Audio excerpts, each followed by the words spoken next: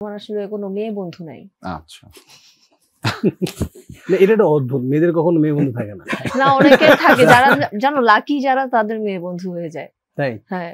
জীবনে first time Cox's Bazar গেছিলাম আর কি। আচ্ছা তো আচ্ছা। ফ্রেন্ডরা মিলে, তো তখন এরকম হয়েছে যে আসলে গিয়ে আমরা উল্টাপাল্টা জিনিস খেয়ে ফেলাই। খেয়ে ফেলার পরে কারোর মাথা চেঞ্জ থাকে না। তো পরের দিন আমাদের যেখানে যাওয়ার কথা সেখানে যাইতে পারি নাই। মানে ঘটনা আছে, পুরো ঘটনা বললে বাসায় তো ফিরতে হবে ভাই। এই গল্পটা ধরেন আমাদেরই আশেপাশের গল্প, আপনারা যেগুলো নিয়েই কাজ করেন আমাদেরই তো গল্প, আমাদের সাধারণ মানুষেরই গল্প। আপনার ক্ষেত্রে কি এরকম ঘটেছিল কখনো? আমার ক্ষেত্রে এরকম কাছাকাছি, হ্যাঁ কাছাকাছি এরকম ঘটছে খুব আগে। তখন ব্যাচেলর পার্টি না হোক, ব্যাচেলর পার্টি বলতে আমি জীবনে ফার্স্ট টাইম কক্সবাজার গেছিলাম আর কি। আচ্ছা তো আচ্ছা। ফ্রেন্ডরা মিলে, তো তখন এরকম হয়েছে যে আসলে গিয়ে আমরা উল্টাপাল্টা জিনিস খেয়ে ফেলাই। খেয়ে ফেলার পরে কারোর মাথা চেঞ্জ থাকে না। তো পরের দিন আমাদের যেখানে যাওয়ার কথা সেখানে যাইতে পারি নাই। মানে ঘটনা আছে, পুরো ঘটনা বললে বাসায় তো ফিরতে হবে ভাই। এত বছরের চাপা গল্প আজকে বলে মার খেতে চাই না। আমরা তো এই জন্য ট্রুথ এন্ড ডেয়ার খেলছি। আপনাকে কোনটা দিব? ট্রুথ দিব না? আমি ডেয়ার করতে রাজি আছি। এইটা ট্রুথ আমি বলতে। বাসায় তো মার খাবো, আর যে ফ্রেন্ড আমার সাথে ছিল ওরাও মারবে আমাদের। আচ্ছা, রাতকুল ভাই আপনার কাছে একটু ফিরতে চাই। আপনি যে গল্পটা নিয়ে কাজ করলেন, আমি যেহেতু শাওন মজুমদারকে জিজ্ঞেস করলাম যে এরকম ঘটনা আমাদের সবারই দুই একটা থেকে থাকে, আপনার ক্ষেত্রে কি আছে কিনা? আপনি সেক্ষেত্রে এটাকে পোর্ট্রেট করতে আপনার একটু ব্যাপারটা সহজ হয়ে গেল? সহজ বলতে আমার জন্য ব্যাপারটা খুবই সহজ ছিল, কারণ আমার যে ফ্রেন্ড সার্কেল, আমার মানে এটা আমি লাকি যে আমার ফ্রেন্ড সার্কেল আমরা একদম শিশু 1, 1, 2 থেকে শুরু করে আমরা অনার্স পর্যন্ত একসাথে পড়ছি, একই কলেজে পড়ছি। এরকম এমনও ঘটনা গেছে যে আমার দুইটা ফ্রেন্ড হয়তো অন্য কলেজের চান্স পাইছে, তারা একসাথে পড়ার জন্য ওই কলেজে ভর্তি না হয়ে আমাদের কলেজে ভর্তি হয়েছে।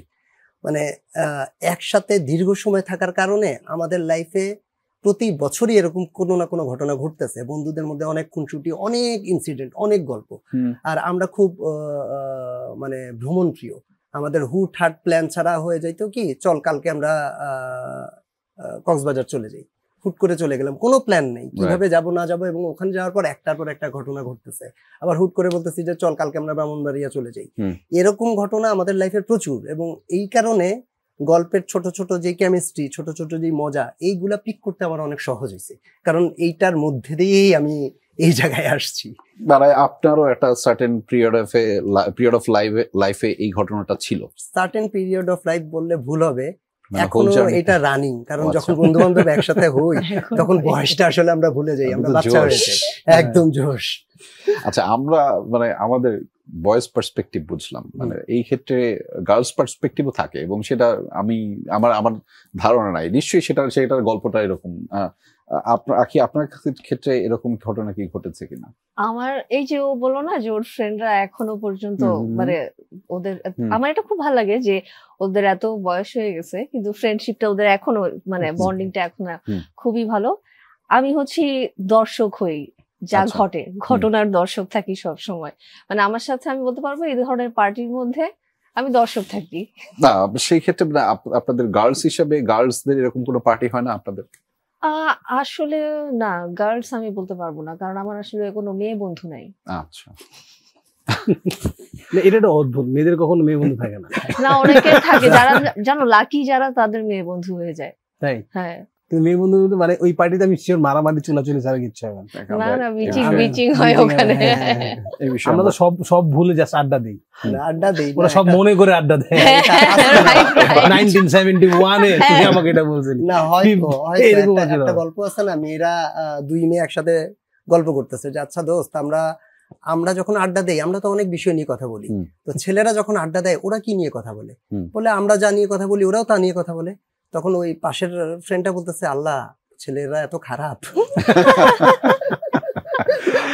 আচ্ছা, এই বিষয়ে হ্যাঁ আপনি খুব ইনসাইট দিতে পারবেন, এই যে জোকস যেগুলো।